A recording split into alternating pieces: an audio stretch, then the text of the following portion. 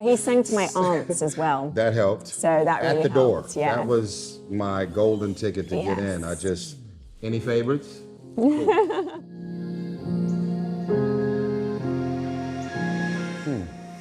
my gosh. Yeah, there are too many, but I loved when Dion, the first day we were filming, and he rapped us, and normally you just hear it's a rap, but instead he came on with a boombox. Dion being our director, obviously, he directed Black and Blue. He came on with a boombox and it was playing Michael Jackson, and he got everyone dancing.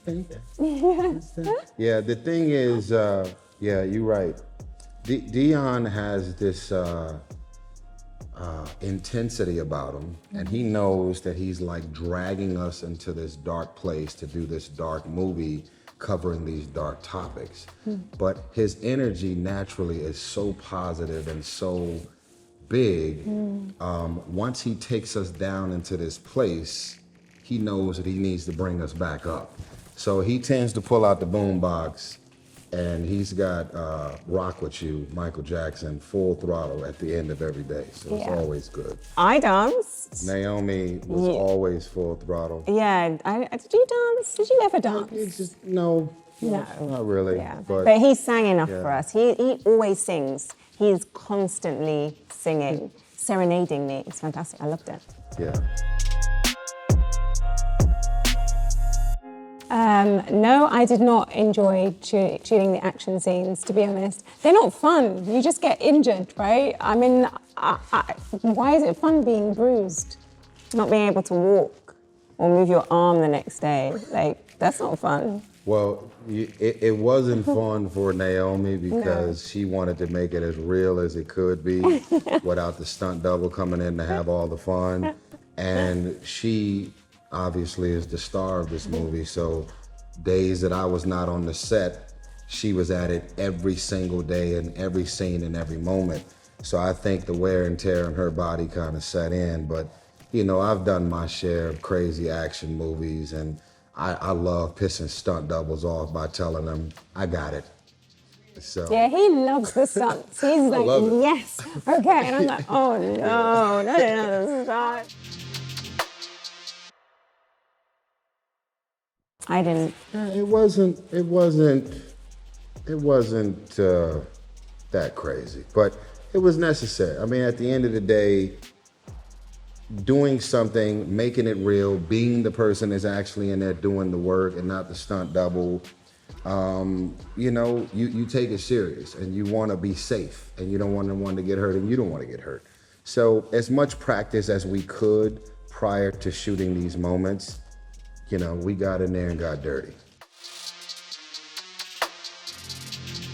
Well, Tyrese was really integral to us building this bond because he said to me, I'd like to come over to your house and I'd like to rehearse some of the scenes before we start shooting. And that is not normally what's done because, especially these days, there's no time for rehearsals. So I was a bit like, well, really? Okay. But I was quite reluctant. He came over and we spent the afternoon together, just getting to know each other and also playing with the script. And oh my gosh, it was like, it made such a huge difference once we got to set. We were just so much more comfortable with each other. And it actually made sense, because at the time I didn't understand, because I thought, well, we're not supposed to have seen each other for quite some time when the movie opens. But actually we have all this history. So we should have this kind of immediate connection and ease with each other. So it was a brilliant idea. Yeah, well, I'm grateful she allowed me to come over to her. I think it was like well, he sang to my aunts as well. That helped. So that really helped. At the door. Yeah. That was my golden ticket to get in. Any favorites? Cool. But yeah, it was, I really have this thing where when the clock starts rolling on a set, there's nothing like trying to figure out these beats and nuances that are spoken but more unspoken while you got 200 people on the set holding up lights, cameras rolling, producers looking at you, everybody's thinking about the money being spent per hour. It takes away from the art of the bond and the chemistry that you're hoping to establish on camera. So it was very important that we spent this time going through some of our more intense scenes And then what was interesting was as much dialogue as we had for these scenes, we ended up collectively deciding that's redundant. Let's take this out. Let's add that. I think my character would say that or not say that. I wouldn't respond this way. So for us to have this kind of united front, we presented it to the director. He said, hell yeah, it's better. An amazing director like Dion who says, yes, you know, anything that's going to make this journey better for you guys and for the ultimate film, I'm down for it. And that was Dion. It is very timely. It's very timely and touchy. A lot of people don't think about this, but there was no body cams when Rodney King got beat. There was no body cams when Tupac was killed, or Biggie. Supposedly, that included police corruption, LAPD. I was born and raised not just in LA, but in the ghettos of LA, which is Watts, South Central LA. So this dynamic of police corruption and this intense relationship between Blacks, Latinos, the ghetto, levels of poverty, police brutality, murders, corruption, cover-ups, scandals. I lived it my entire childhood and throughout high school.